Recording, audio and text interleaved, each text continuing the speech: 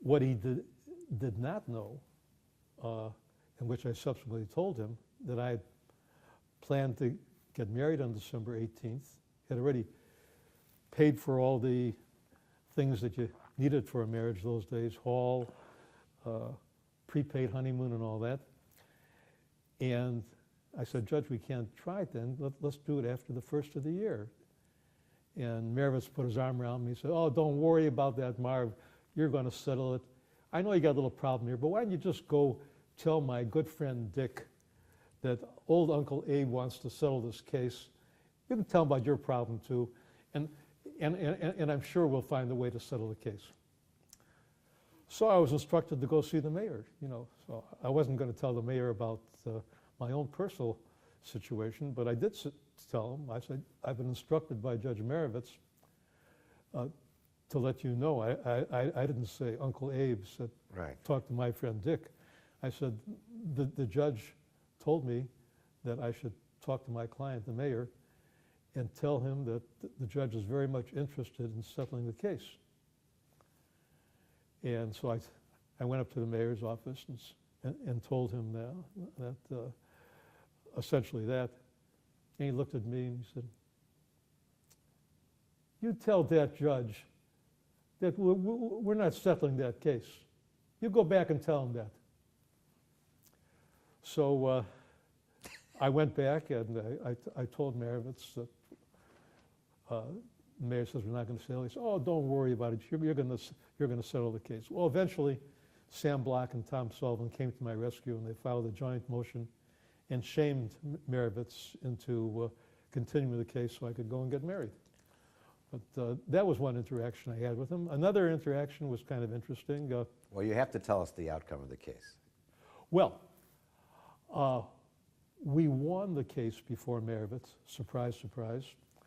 But I convinced the city of Chicago that we, there's a term in law called confess error, when the winning side on appeal can really abort the appeal by confessing error and saying to the other side, all right, you've won.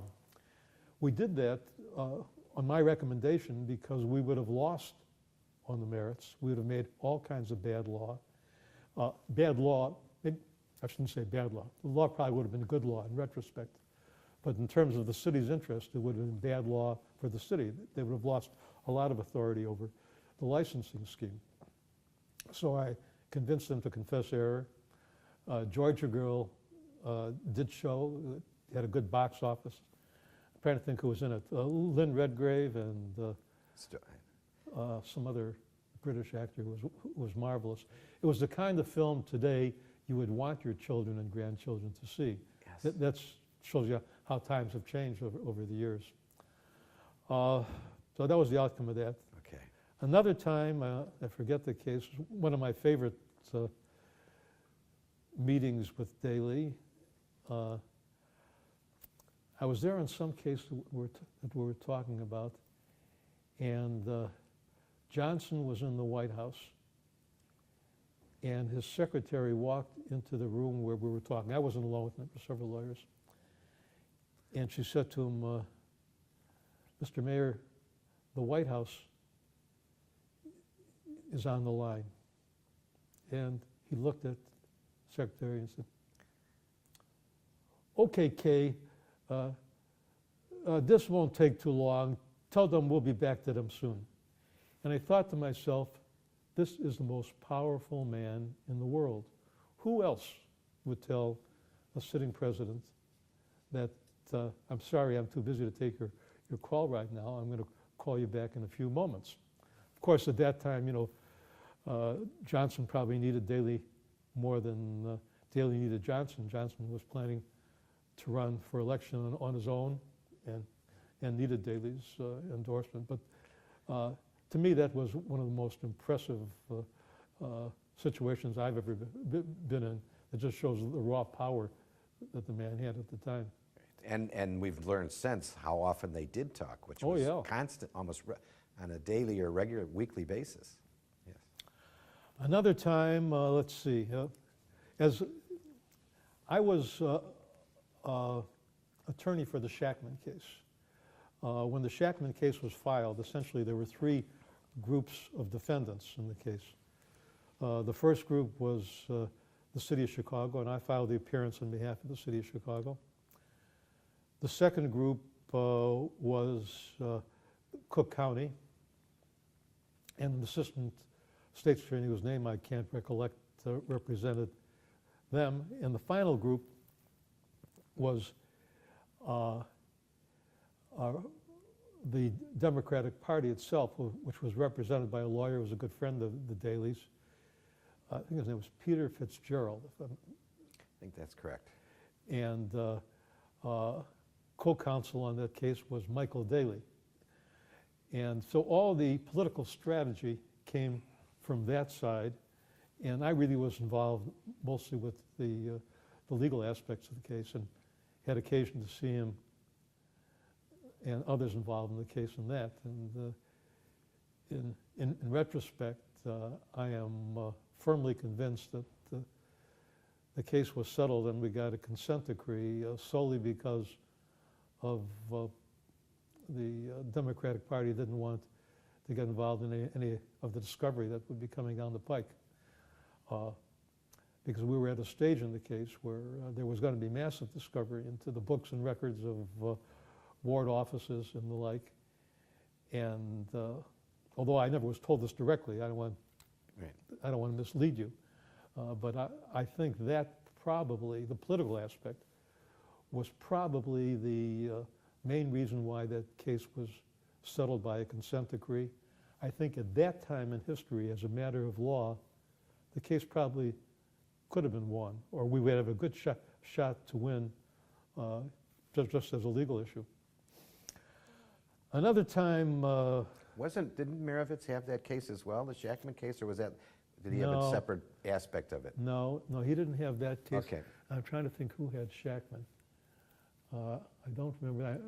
I remember the other legal case that Daley was tremendously interested in at the time was the control case, public housing case. I'd love to hear what you can tell us about that. Well, I can tell you a little bit about that, but that's really, I can tell you a little background about that. I never was involved in that case until when I went on the bench in '79, the federal bench. The case at that time was being handled by I got a lawyer, a judge who retired. He was on in the court a long time. John, help me, Irish name. In the federal? Federal District Court. He was on the bench for about 5 or 6 years. It may come back to me. Yes. Famous fleeting, isn't it terrible? Yes. He was on the bench for a short time, went on to private practice, and then died. I think he had cancer. He died early at a very young age. Oh, yes. Now I know who you're talking about as well. We'll remember. Between us, we'll remember his name. Well, anyway, the case originally was assigned to Dick Austin. And then when he died, this other judge had the case. And when that judge retired, I got the case. And it had to be about '82, I'm thinking. So I had the case. I still have from '82 on. But I'm only going to mention my, not my involvement, but my knowledge of the case early on. I'd mentioned that right after the service, I worked as a full-time draftsman for the committee to revise the criminal code. The chair of that committee was Dick Austin, who at that time was chief judge of the criminal division. Yes. In Cook County. Charles Bowman, a law professor at the University of Illinois, was the head of the drafting committee. And I worked as a salaried person for the committee for about a year, and then eventually went and became also a member of the committee before the final report came out. And I got to work with Austin, the other committee members, a lot, and got to know him well. And as a matter of fact, Austin eventually performed my marriage ceremony. We became good friends. And I remember when the Shackman case was filed, and I think it was filed, not the check, the Gautreaux case was filed, I think it was 1966.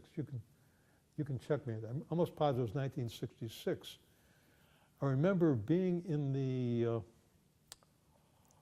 chambers of Austin, just for some kind of social reason. It might have been related to the Criminal Code Project, which was still an ongoing thing even then. And having him say to me, "This is a monumental case. This case is going to change the face of the city of Chicago." And what I didn't put together at the time was that at that time, Austin had a lot of animus. Yes, he did. As far as Daley was concerned. Yes. As you may recall, Austin ran for governor at the last moment when Passion had to drop out. Right. And The lost Flower to Fund. Stratton by just a few thousand votes, and was firmly convinced that the Democratic organization dumped him, and that they would rather have worked with a Republican in the White House than a Democrat who might, be a second base of power. So he really had a lot of animus as far as Daley was concerned. He kept it to himself until he was appointed to the district bench as a consolation prize after he lost the election. But I think he was more outspoken about it after he got his lifetime appointment. And I have always suspected, but never been told. Again, I don't want to embellish any stories, but I've always suspected that he took the assignment of that case with relish as a means of really asserting some, not that he had any ulterior motives, but as a side benefit of asserting some authority in the city's business that the Daley perhaps might not particularly like. Yes. So I remember that aspect of the Gautreaux case very well. And then, of course, I said eventually I got involved with it long after the consent decree was entered in that case. A couple other Daley stories very, very quickly. When I went in private practice, I practiced for about a year and was doing pretty well. I was making more money than I ever made in my life for about a year. Just bought furniture for my office. I had shared a suite with Bill Martin, a young prosecutor who prosecuted the Speck case and was a good friend. And although we had separate practices, we shared the same physical area, and I was doing pretty well. I got a call from Chief Justice Walter Schaefer in Springfield, Yes. who told me that under a new law that was passed, which I mentioned to you, he was going to make the first appointment to the circuit court in Cook County, the first interim appointment, and he wanted to appoint me. Now, he knew me well, and I knew him well because I had argued, maybe 100 cases before the Illinois Supreme Court as a young lawyer. At that time, before the Constitution was revived, all felonies went directly to the Illinois Supreme Court, felony appeals, and skipped the Illinois Appellate Court. I didn't know that. So no lawyers will ever argue as many cases before the Illinois Supreme Court again as Jim Thompson and I did. I shared an office with Jim Thompson during much of that period.